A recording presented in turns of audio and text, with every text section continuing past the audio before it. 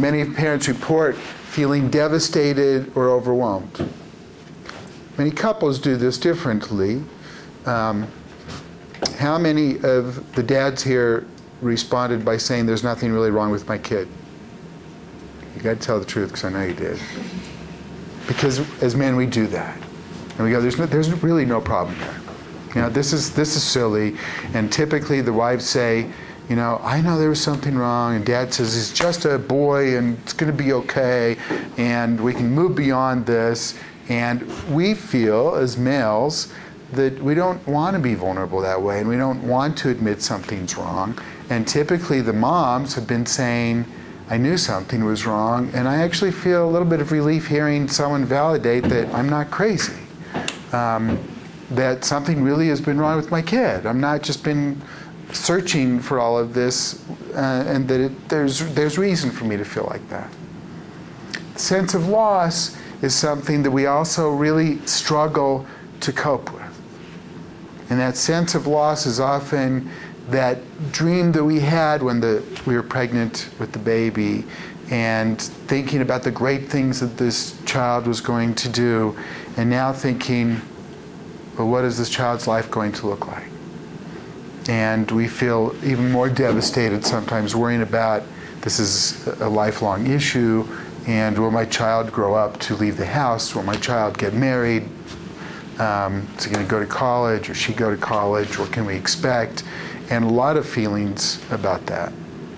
The one thing that I've cautioned parents about with that is that we trick ourselves into believing that a diagnosis of autism means I now know what this child's developmental course is.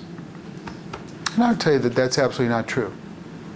We take a typically developing child and say, I know what this child's typical development course is. It's going to do this, it's going to get a job, it's going to have family. How many of you have gone to an attorney to make a will? Some of you. Now, did the attorney say to you, if you two die in a terrible plane accident, how old should the child be before he gets all of your huge wealth? Do you remember having that discussion? We're the one that brought it up with the attorney. We didn't bring it up with us. The attorney was starting to sleep there, and come on, buddy.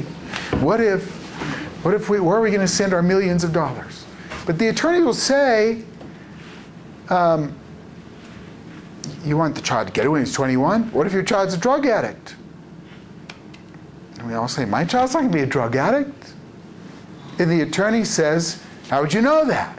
I've seen so many kids become drug addicts, and then they're going to get a hold of all your wealth because of your tragic death, and they're going to become even more of a drug addict. And it brings up just a point that's important, that the typically developing child, who we think is going to start here and end up here, that many, many things can happen to mess up that curve. And we should really never expect that just by having the diagnosis of autism that I know exactly how this child is going to function and end up. And I encourage that piece to not let any professional take that away from you. There is absolute hope.